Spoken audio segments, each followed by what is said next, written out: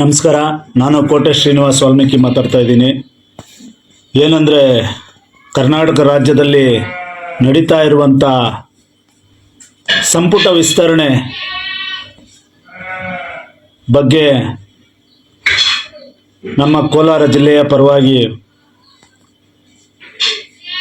ಈ ಒಂದು ನಮ್ಮ ವಿನಂತಿಯನ್ನು ಸಲ್ಲಿಸಲಿಕ್ಕೆ ಇಚ್ಛೆ ಪಡ್ತೇವೆ. ಮಾನ್ಯ KPCC ಅಧ್ಯಕ್ಷರಾದಂತಹ,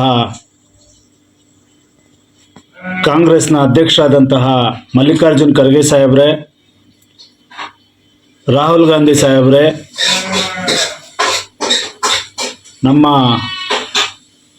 ಆಧುನಿಕ ಇಂದಿರಮ್ಮ ಪ್ರಿಯಾಂಕಾ ಗಾಂಧಿ ಮೇಡಮ್ರವರೇ, ಸೋನಿಯಾ ಗಾಂಧಿ ಮೇಡಮ್ರವರೇ, ಹಾಗೂ ಕರ್ನಾಟಕ ರಾಜ್ಯದ ಮುಖ್ಯಮಂತ್ರಿಗಳಾದಂಥ ಮಾನ್ಯ ಸಿದ್ದರಾಮಯ್ಯ ಸಾಹೇಬ್ರೆ ಹಾಗೂ ಉಪಮುಖ್ಯಮಂತ್ರಿಗಳಾದಂಥ DK ಶಿವಕುಮಾರ್ ಸಾಹೇಬ್ರೆ,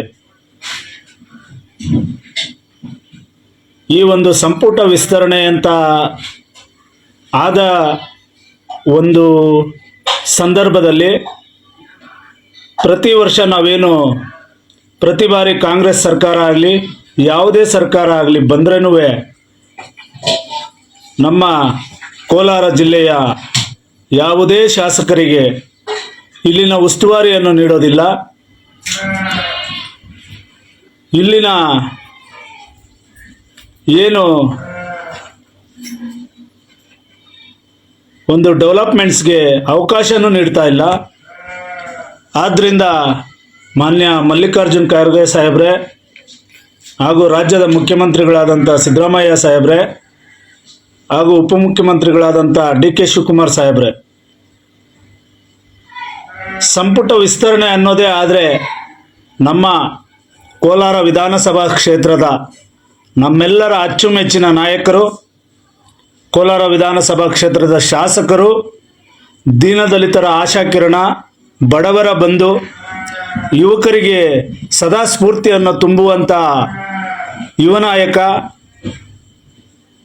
ಸಣ್ಣ ಜಾತಿಯ ಮೊದಲ ಶಾಸಕರು ಆಗಿರುವಂಥ ನಮ್ಮ ನೆಚ್ಚಿನ ನಾಯಕರು, ರಾಜ್ಯದಲ್ಲಿ ಅತಿ ಹೆಚ್ಚು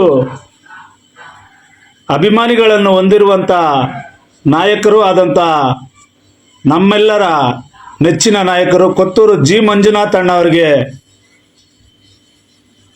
ಒಂದು ಸಚಿವ ಸಂಪುಟದಲ್ಲಿ ಅವಕಾಶವನ್ನು ನೀಡಬೇಕು. ಅವ್ರಿಗೆ ಉನ್ನತ ಸ್ಥಾನವನ್ನು ಕೊಟ್ಟು ಅವರು ನಮ್ಮ ಕೋಲಾರ ಜಿಲ್ಲೆಯನ್ನು ಅಭಿವೃದ್ಧಿಪಡಿಸಲಿಕ್ಕೆ ಅವಕಾಶ ಮಾಡಿಕೊಡಬೇಕು.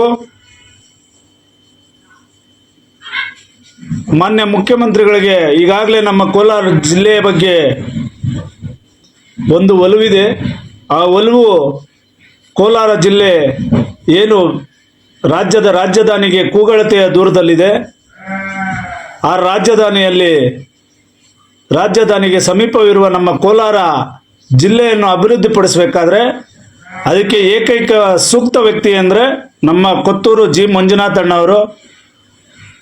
ಸಮಸ್ತ ಅವರ ಅಭಿಮಾನಿ ಬಳಗದಿಂದ ತಮಗೆ ಈ ಒಂದು ಬೇಡಿಕೆಯನ್ನು ಸಲ್ಲಿಸ್ತಾ ಇದ್ದೇವೆ. ದಯಮಾಡಿ ನಮ್ಮ ಶಾಸಕರಿಗೆ, ನಮ್ಮ ಕೊತ್ತೂರು G. ಮಂಜುನಾಥ್ ಅಣ್ಣವರಿಗೆ ಸಚಿವ ಸ್ಥಾನವನ್ನು ಕೊಡೋದಾದರೆ ಸಚಿವ ಸ್ಥಾನವನ್ನು ನಮ್ಮ ಕೊತ್ತೂರು G. ಮಂಜುನಾಥ್ ಅಣ್ಣವರಿಗೆ ಕೊಟ್ಟು ಕೋಲಾರ ಜಿಲ್ಲೆಯ ಅಭಿವೃದ್ಧಿಗೆ ಸಹಕರಿಸಬೇಕು ಅಂತ ಕಾಂಗ್ರೆಸ್ನ ಎಲ್ಲ ನಾಯಕರುಗಳಲ್ಲೂ ವಿನಂತಿಯನ್ನು ಮಾಡ್ಕೊತಾ ಇದ್ದೇವೆ. ಜೈ ಕಾಂಗ್ರೆಸ್, ಜೈ ಹಿಂದ್.